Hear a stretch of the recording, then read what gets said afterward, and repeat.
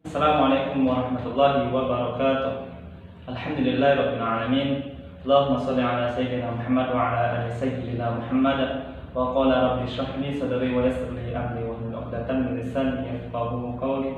Rabbi zidna 'ilman nafi'an warzuqna fahman wasi'an birahmatika ya arhamar rahimin. Amin ya rabbal alamin. Teman-teman mahasiswa pendidikan agama Islam kelas 5F dimanapun Anda berada, pada kesempatan ini kembali bertemu dengan saya Muhammad Agus Saputra, yang mana dalam hal ini saya juga mewakilkan teman saya yaitu Muhammad Imamuddin LZ dan Meganada Reformis. Kami hendak mempresentasikan mata kuliah berwirausaha dalam pendidikan Islam, yang mana dalam kesempatan ini saya akan membahas materi yang berjudul tentang cara memperoleh modal dalam berwirausaha sesuai dengan ajaran Islam. Teman-teman dimanapun Anda berada, yang insya Allah dimuliakan oleh Allah Subhanahu wa Ta'ala, yang pertama perlu kita ketahui bahwa modal itu adalah sesuatu yang sangat penting dalam kita berwirausaha. Nah, di sini saya akan memberi pandangan atau pengertian modal dalam dua perspektif. Yang pertama, pengertian modal secara umum, dan yang kedua, pengertian modal secara pandangan Islam. Jika kita merujuk dari pengertian modal secara umum, modal itu adalah uang yang dipakai sebagai pokok induk untuk kita berdagang. Di sisi lain, modal itu adalah harta atau benda atau uang atau barang yang dapat dipergunakan untuk menghasilkan sesuatu yang bisa menambah kekayaan kita. Inilah yang dikatakan pengertian modal secara umum. Namun berbeda di sisi yang lain, seperti modal di dalam perspektif Islam atau pandangan Islam. Di dalam pandangan Islam atau pandangan Al-Quran, bahwa uang itu adalah merupakan modal serta salah satu faktor produksi yang sangat yang penting, ya. Tapi bukan yang terpenting, seperti itu, ya. Sekali lagi saya ulangi, bahwa di dalam pandangan Islam uang itu merupakan modal atau salah satu faktor produksi yang penting, tetapi bukan yang terpenting. Karena apa? Karena dalam kita berwirausaha, bermodal uang saja tentu tidak dapat memajukan wirausaha kita. Akan tetapi perlu dengan modal-modal yang lain. Apa modal yang lain? Modal skill, itu yang dikatakan modal skill, seperti modal mental kita, modal kecerdasan kita, modal pemahaman kita. Inilah yang dimaksud modal di dalam pandangan Islam. Jadi uang bukanlah menjadi modal terpenting, akan tetapi uang bisa menjadi modal apabila dibarengi dengan modal mental, pemahaman, kecerdasan, dan lain sebagainya, atau yang disebut dengan modal skill dalam berwirausaha. Baik teman-teman yang dimuliakan oleh Allah Subhanahu wa Ta'ala, teman-teman mahasiswa pendidikan agama Islam dimanapun Anda berada. Nah, di dalam kita berwirausaha, ya, di dalam memilih modal atau memperoleh modal, ya, ada hal-hal yang perlu kita pertimbangkan untuk mengajukan peminjaman modal. Jadi kita mencari modal atau memperoleh modal itu bukan hanya sekedar dapat modal, akan tetapi ada beberapa yang harus kita perhatikan. Supaya apa?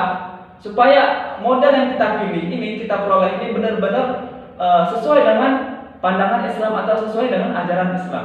Yang pertama, hal yang perlu kita perhatikan dalam kita mengajukan peminjaman modal atau memperoleh modal.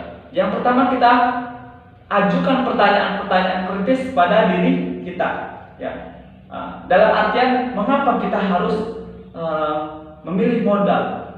Mengapa kita harus meminjam? Apa kepentingan kita meminjam ini? Untuk apa uang atau modal yang bakal kita pinjam ini? Benar-benar butuh sekarang atau tidak? Kan seperti itu. Ini harus kita pertimbangkan. Lalu yang kedua, harus kita pertimbangkan, sesuaikan jumlah peminjaman dengan kebutuhan. Nah, inilah di awal, ya, poin pertama tadi, mengapa kita harus memberikan pertanyaan-pertanyaan kritis pada diri kita, ya, supaya kita bisa mengukur bahwa jumlah peminjaman kita ini sesuai nggak dengan kebutuhan kita sekarang. Jadi jangan kita meminjam modal sesuka hati kita gitu. Ini bakal atau bisa membuat kita menjadi terbebani di dalam kita berwirausaha, ya, dalam kita usaha seperti itu. Lalu yang ketiga, pahami ya, jaminan modal itu tersendiri. Kemudian yang keempat, pahami lembaga pinjaman modal. Nah, ini yang paling penting ya, sangat-sangat penting. Kenapa ini dilakukan? Karena ini menyangkut legalitas ya, menyangkut lembaga peminjaman modal kita, menyangkut pelayanan kita, ya, pelayanan peminjaman modal itu. Supaya apa? Supaya kita nantinya ke depan bisa merasakan kenyamanan, bisa tidak merasa dibebani dan lain sebagainya macamnya. Cara pengangsuran pembayaran modalnya itu sudah disepakati dari awal. Ini benar-benar harus diteliti terkait dengan lembaga peminjaman modal. Lalu yang selanjutnya yang kelima ya, ukur kemampuan melunasi cicilan ini. Dalam arti sebelum kita meminjam modal, ya kita ukur dulu bakal mampu nggak keuangan kita nantinya menyicil angsuran peminjaman modal kita ini. Jangan sampai kita meminjam akan tetapi kita merasa tidak mampu ke depannya untuk mengangsur atau melunasi pinjaman modal yang telah kita pinjam. Lalu yang selanjutnya ya, pahami syarat peminjaman. Ya. Tentu di dalam kita meminjam, syarat-syarat peminjaman ini harus kita pahami terlebih dahulu, harus kita lengkapi terlebih dahulu. Kemudian proses pencairan dana. Nah, ini harus kita perhatikan betul ya, karena beberapa tempat peminjaman itu ada melalui prosedur yang sangat panjang sehingga menunggu proses hasil pencairannya itu sangat lama. Sedangkan kita hendak menggunakan dana ini dengan secepatnya gitu. Jadi benar-benar kita perhatikan dalam kita memilih atau mencari tempat peminjaman modal dalam kita berwirausaha. Baik teman-teman yang dimuliakan Allah Subhanahu wa taala, khususnya teman-teman mahasiswa pendidikan agama Islam kelas 5F dimanapun Anda berada, pembahasan selanjutnya, kebanyakan orang mengartikan modal itu hanya sebatas uang, hanya sebatas dana saja. Akan tetapi di dalam berwirausaha itu sebenarnya modal itu banyak ya. Ada modal uang, ada modal barang, ada modal tempat, ada modal keahlian dalam berwirausaha, ada modal relasi, modal mental. Ini semua saling berkaitan gitu ya. Jangan sampai kita hanya fokus di dalam modal uang saja. Kita ingin berwirausaha, tapi kita tidak memiliki modal-modal yang lain, tidak bisa seperti itu. Jadi ini semua harus kita miliki, modal uang, modal barang, tempat, keahlian, relasi. Relasi ini yang paling penting. Karena apa? Dalam kita berwirausaha tentu kita harus banyak jaringan. Supaya apa? Supaya yang mempromosikan wirausaha kita ini banyak seperti itu ya. Dan mental juga tidak kalah pentingnya. Mental ini supaya kita mampu menghadapi resiko-resiko kedepannya dalam kita berwirausaha. Baik teman-teman mahasiswa yang dimuliakan Allah Subhanahu wa taala, selanjutnya di dalam perspektif Islam, di dalam pandangan Islam, cara untuk mendapatkan modal tanpa riba ini yang penting ya.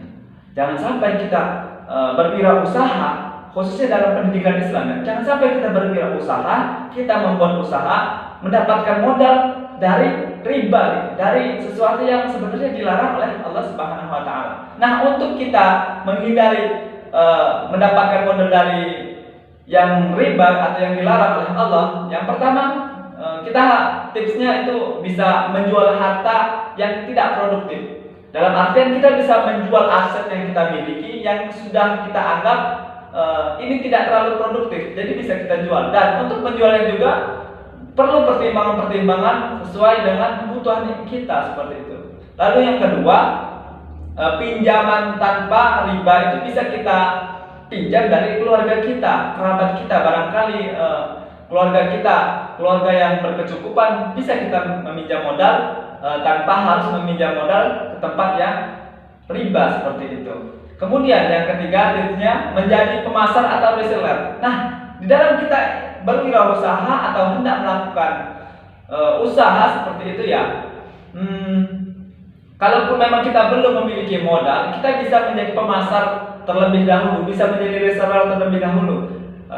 Ketika sudah dari sini kita memiliki cukup modal, baru kita melangkah selanjutnya, buka usaha sendiri seperti itu. Lalu yang keempat, mencari produsen yang dapat dibayar di belakang. Nah, ini bisa kita jadikan salah satu tips untuk mendapatkan modal tanpa riba seperti itu. Yang selanjutnya kita harus mencari investor ya.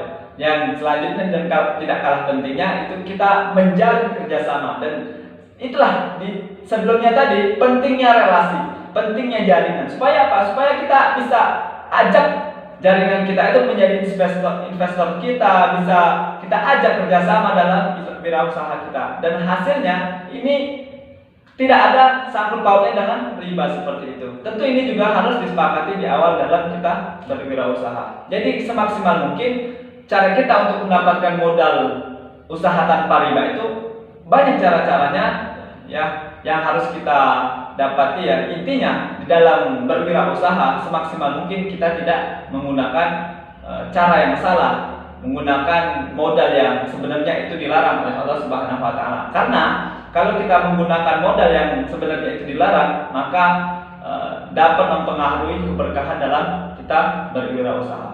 Demikian yang dapat saya sampaikan. Kurang lebih saya mohon maaf. Akhirul kalam, wabillahi taufiq wal hidayah. Wassalamualaikum warahmatullahi wabarakatuh.